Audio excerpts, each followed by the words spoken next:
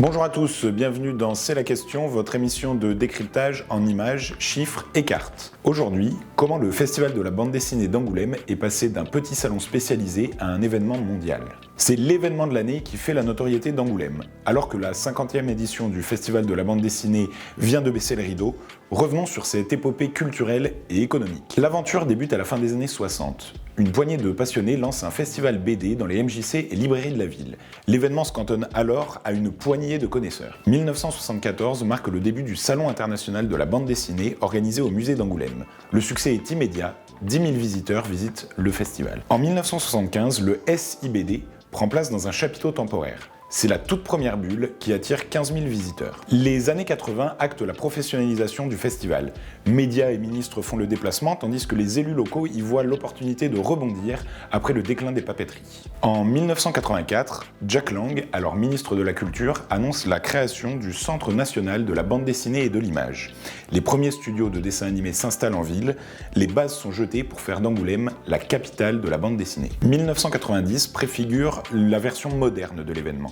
Pour la première fois, les organisateurs font payer l'entrée, un marché des droits est créé où des éditeurs du monde entier négocient les droits d'utilisation des œuvres. Cette année-là, 85 000 visiteurs se pressent à Angoulême.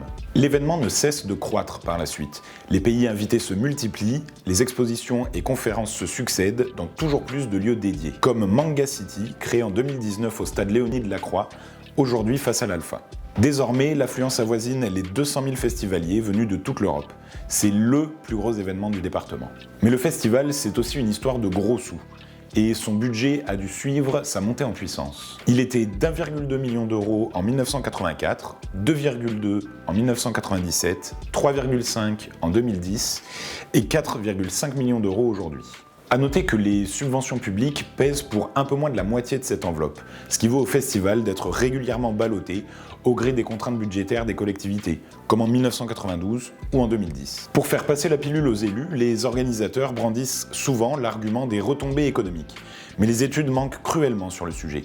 Une chose est sûre, le festival rapporte gros. En 2014, une enquête menée par Charente Tourisme estime à 3,9 millions d'euros hors taxes les retombées économiques pour le département. Les restaurants sont les premiers bénéficiaires avec 1 million d'euros à eux tout seuls. Des bénéfices confirmés en 2015 par l'INSEE. Selon l'Institut, le taux d'occupation des hôtels et chambres d'hôtes de l'agglomération d'Angoulême est multiplié par 3 pendant le festival. Les logements sont tellement saturés que les festivaliers logent parfois à des dizaines de kilomètres d'Angoulême.